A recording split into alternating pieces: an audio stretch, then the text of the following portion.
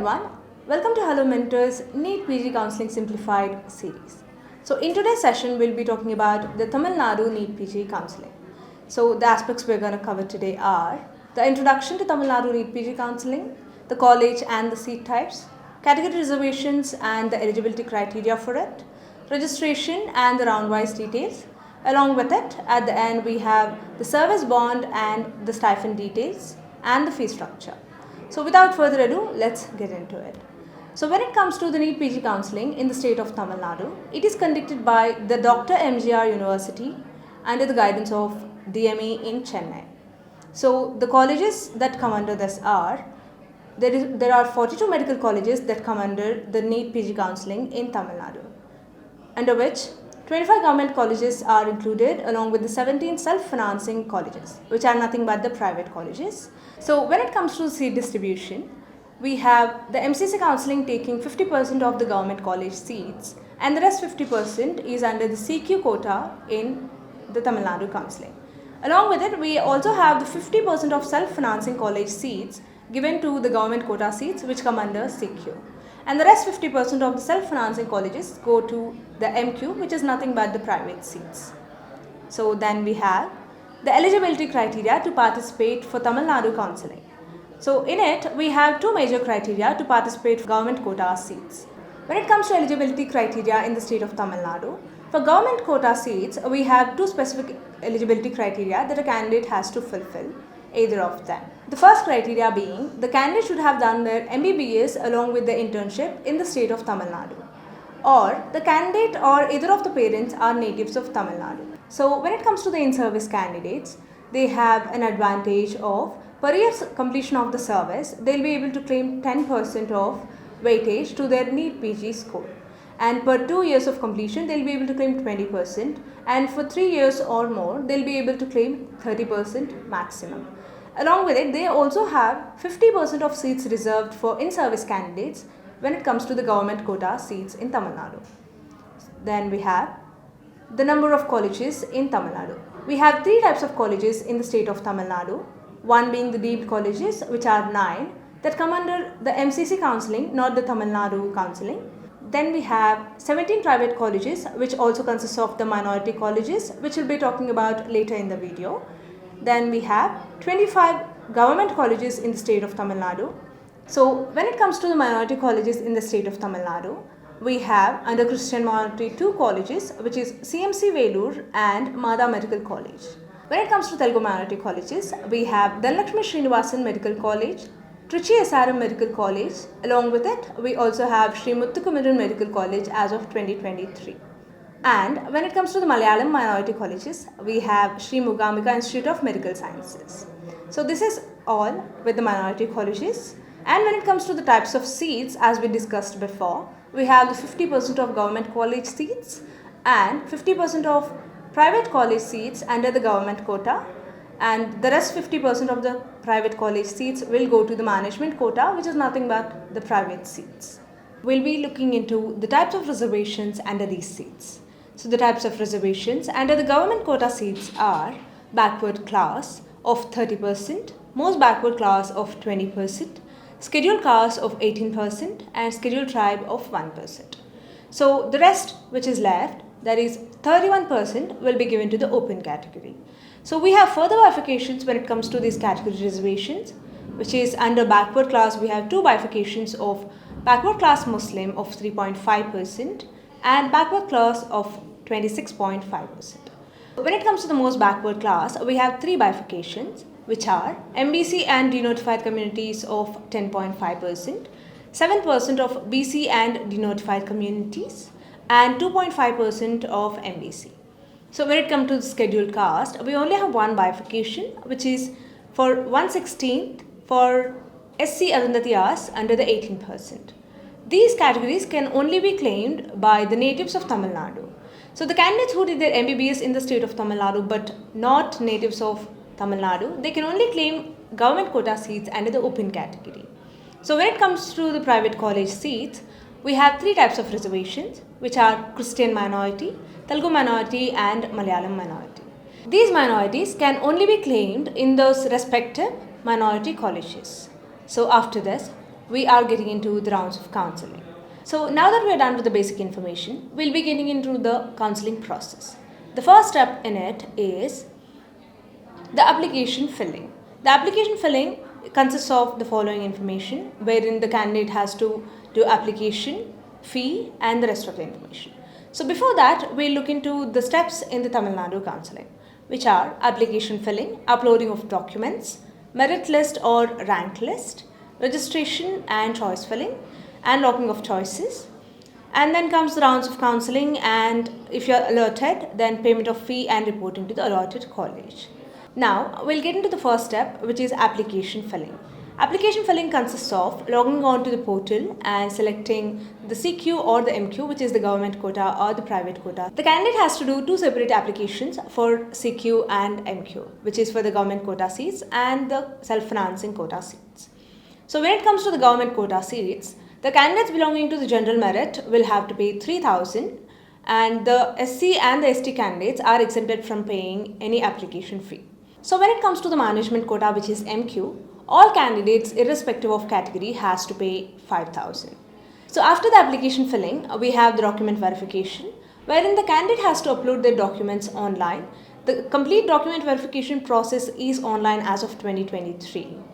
So after this, we have the merit list or the rank list, wherein the candidate can only participate if his name is in the merit list. Say for example, the candidate's name is in the MQ and not the CQ, the candidate can only participate for MQ seats. And if the candidate's name is only in the CQ, the candidate can only participate for CQ. So the candidate can participate for both if his or her name is in both the lists. So then we have the registration process, wherein the candidate has to pay 1,000 as for Counselling Rounds fee. So irrespective of CQ or the MQ, the candidate has to pay 1,000. When it comes to the security deposit, the candidate has to pay depending on the types of seats the candidate is selecting. So if the candidate is selecting the government college seats, the candidate has to pay 30,000, and if he or she is selecting self-financing college government seats, the candidate has to pay 1 lakh, and if they are going for the management quota seats, the candidate has to pay 2 lakhs. Here, the candidate has to pay inclusive of all types of seats they are selecting. Say for example, if the candidate is selecting all 3 types of seats, the candidate has to pay 3,30,000, which involves the whole of all the amounts we discussed. So in the next step, we have the rounds of counseling. So the round 1, when it comes to round 1, we have 2 outcomes, which is you get the seat allotted or not. If your seat is not allotted, you automatically move to round 2. If your seat is allotted, you have 3 choices to make from. The first one being you are satisfied with the college, you report to the college. The procedure is that you pay your tuition fee, the first year tuition fee to N.G.R University, you download your allotment letter, then you go to the college, complete the admission formalities including submission of your documents, wherein there is also another document verification to be done at the college. So that's the first step. When it comes to the second step, which is you are satisfied with the college but you are looking for better option, then you'll go for upgrade, wherein you complete the same formalities that the first candidate did who are satisfied with the seat. When you pay your tuition fee to Dr.M.G.R University, you download your allotment letter, you go to the college, complete admission formalities including submission of your documents. But here you keep the college informed about your upgrade. The third category, which is the candidates are not satisfied with the seat that is allotted to them. They will not do anything and they'll be moving directly to the round 2. So round 2, the candidates who all can participate are the round 1 not allotted candidates who did not get their seat allotted to them, and the round 1 the candidates who are going for an upgrade looking for a better seat. The candidates who were not satisfied with the seat, so they have taken free exit. Here we also have another scenario of wherein the candidates who reported to the college and decided they're satisfied with the college, if they decide to leave the seat, so there is a stipulated time given by the Tamil Nadu Counseling. So if they leave the seat within the stipulated time, they can still participate in round 2 without forfeiture of any amount. The candidate can still participate in round 2 if they leave the seat after stipulated time with forfeiture of their tuition fee that they have paid, any fee that they have paid at the college. Along with it, the candidate has to pay 15 lakhs for a degree seat or 10 lakhs for a diploma seat. By paying all these and forfeiting the tuition fee that they have paid, they can move to round 2. So when it comes to round 2, we again have 2 possibilities. You get the seat allotted to you or you do not get the seat. If you do not get the seat, you move to round 3, which is the mop-up round. If you get the seat, you again have 3 possibilities, which is 1, you are satisfied with the college. If the satisfied college is an upgraded college, you go to your previous college, collect the documents and your relieving letter and report to your newly allotted college by paying the tuition fee on your Dr.M.G.R website, downloading the allotment letter and moving to the round 2 allotted college. Then we have the upgrade, wherein the candidate is satisfied with the college but they want to look for better options. They can move to mop-up round by informing the college by following the same procedure. Then we have the exit with forfeiture candidates. So as in round 1, we have the candidates who reported to the college are satisfied with the seat but they left the college within stipulated time. But here in round 2, even if the candidates leaves the seat within stipulated time or after the stipulated time, they are not eligible to participate in the mop-up round. They can only forfeit the fee that they have paid, everything that they have paid. Along with it, they have to pay a penalty of 15 lakh for a degree seat, or if it's a diploma seat, 10 lakhs. They'll be out of the council. So after round 2, we have the mop-up round starting. When it comes to mop-up round, the candidates who can participate in this round are who are not holding any kind of medical seat across India. Only then they are able to participate in the mop-up round. So when it comes to mop-up round, we again have 2 possibilities or outcomes, which is you get the seat allotted to you or not. If your seat is not allotted, you move to the stray vacancy allotment. If your seat is allotted, you only have 2 possibilities here, which is you report to the college, wherein you are satisfied with the seat and you report to college. If you are not satisfied with the seat, everything that you have paid will be forfeited, but you are still eligible to participate in the stray vacancy round.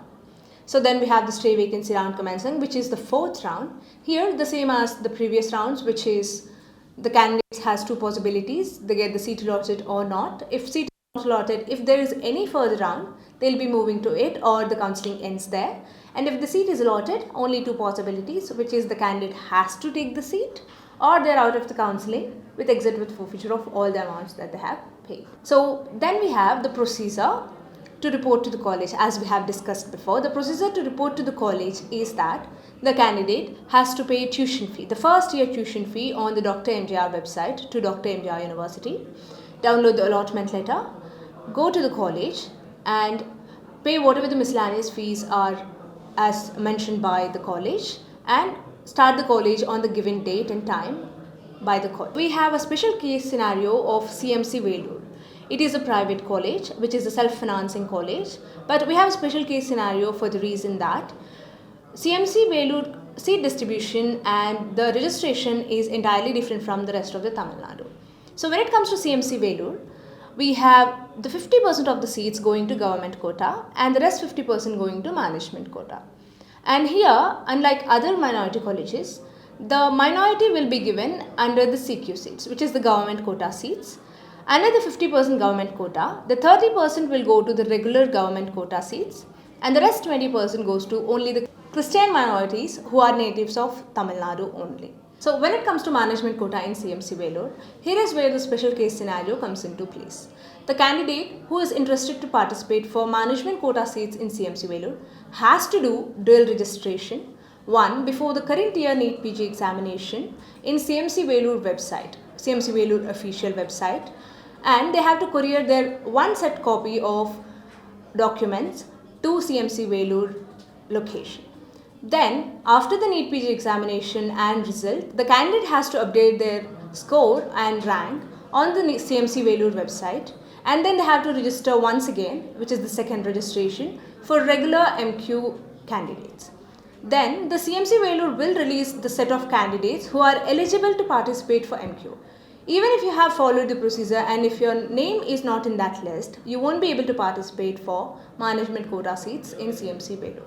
There is no case scenario wherein the candidate can claim the seats without dual registration.